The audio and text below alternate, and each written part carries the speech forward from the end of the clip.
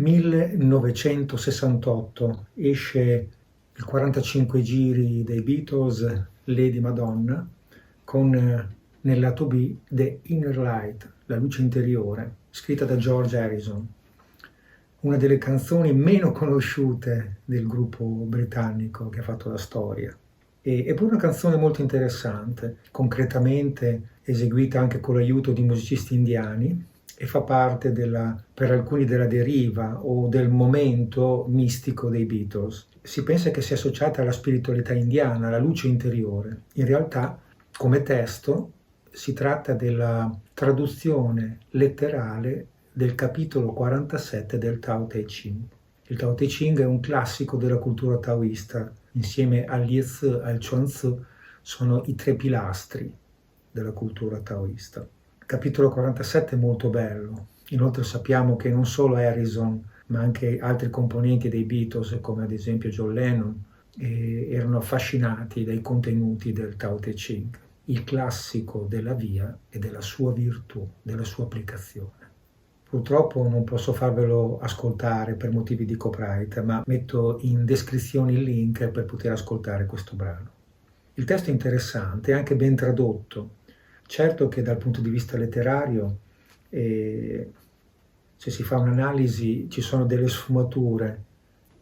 Senza uscire dalla porta di casa, conosco il mondo intero.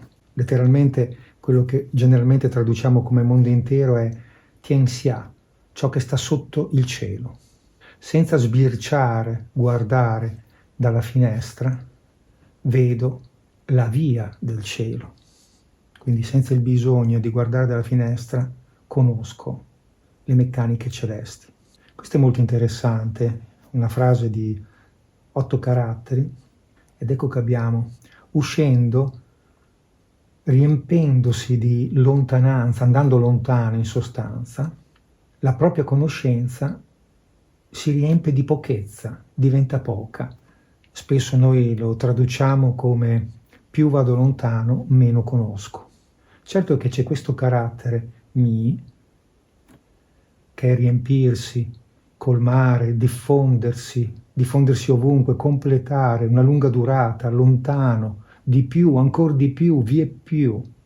E questo carattere interessante che viene ripetuto 2 volte, uscendo, riempendosi, colmandosi di cose lontane, la propria conoscenza si riempie di piccolezza, di poco, diventa poca. Ed è così che l'uomo saggio, senza viaggiare, conosce, senza guardare, dà un nome, un valore alle cose, senza fare, porta a compimento. Qui c'è qualcosa di molto interessante. Non agisce, ma completa. Non agisce e completa. Proprio in questi giorni parlavo con un caro amico, Muru Delio, mio fratello di Kung Fu, come questo concetto di non agire sia equivocato da molti, in Occidente, forse anche in Oriente, come se fosse un disimpegno, un non agire nel mondo, un lasciare che le cose vadano come vadano, che non serve niente agire, che non serve niente cercare di cambiare. Non è così. Infatti nel Tao Te Ching Wu Wei è sempre associato a Wei Wu Wei, agire senza agire. Non agisce ma porta a compimento, quindi è una non azione che ha però un grande risultato.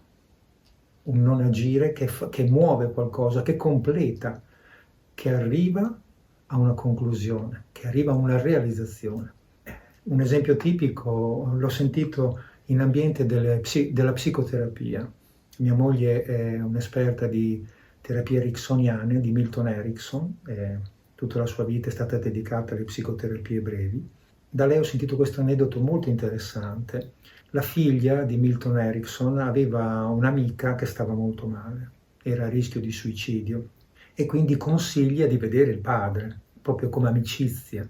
L'amica entra nello studio di Milton Erickson, disfatta, in un periodo terribile della sua vita.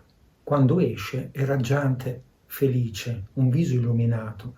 La figlia di Erickson domanda: ma stai benissimo? E l'amica risponde: ma sai, tuo papà è una persona veramente simpatica, ma non ho la minima idea del perché dovrei pagarlo.